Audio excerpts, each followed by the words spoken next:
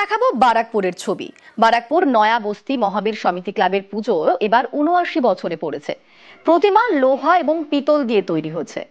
মণ্ডপের থিম রাখা হয়েছে, থিম হারিয়ে যাচ্ছে শৈশব। এই থিমের আদলেই সেজে উঠেছে মণ্ডপ এবং আজ দীপান্বিতার আরাধনা। এই মুহূর্তে আমাদের সঙ্গে সরাসরি রয়েছেন প্রতিনিধি অরুণ।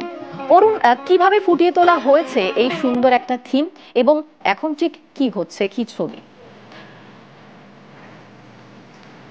দেখো, ব্যারাকপুরের মহাবীর সমিতির পুজো এবার ৭৯তম বর্ষ, কিন্তু এবার তাদের যে শৈশব হারিয়ে যাচ্ছে, শৈশব তাদের থিমের নাম।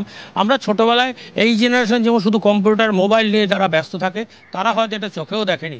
সেই ছোটবেলায় যারা চাকা গাড়ি চালাতো, ছোট ছোট টায়ার নিয়ে দৌড়াদৌড়ি করতো বা নাগরদোল্লায় চড়তো, সমস্ত কিন্তু মন্দিরের মণ্ডপের মধ্যে ফুটিয়ে তোলা হয়েছে।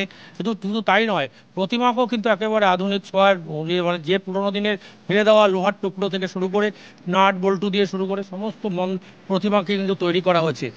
শুধু এখানে তাই বাচ্চাদের যে মনোরঞ্জনের জন্য যে ছোটবেলায় পুতুল খেলতো, মেয়েরা নাগরদোলা খেলতো, রান্নাবাটি খেলতো, সমস্ত কিন্তু তারা দেওয়াল জুড়ে তাদের এই প্রতিমাকে তারা তুলে ধরেছে। সব মিলিয়ে এই নয়াবস্তি যে পুজো কমিটি রয়েছে, তারা তাদের উদ্যোগে যারা হারিয়ে গেছে শৈশব, সেই শৈশবটাকে কীভাবে তারা কাটতো সারাদিন। এখন যেমন এই প্রজন্ম যেমন মোবাইল বা কম্পিউটার ছাড়া কিছু ভাবে না, কিন্তু সেই প্রজন্ম যে এইভাবে সময় কাটানো যেত আর তারা পড়াশোনার মাঝেও যে আনন্দ ফুর্তিতে ছিল, সেই হারিয়ে যাওয়াটা স্মৃতিটা কিন্তু তুলে ধরেছে এই নয়াবস্তি মহাবীর সমিতি ক্লাব।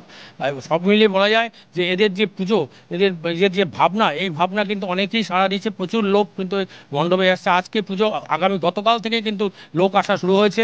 এখানে প্রতিমা যে কদিন থাকবে সেখানে মানুষের আনাগোনা চলতেই থাকবে। এই মেলাকে কেন্দ্র করে এখানে একটা মেলা বসেছে এবং শুধু নয়, এই পূজা মণ্ডপের পাশাপাশি অনেক লোক, এলাকার মানুষ বহু দূর দূর থেকে কিন্তু এই মণ্ডপে আসে। ভক্তের ঢল। ধন্যবাদ তোমার।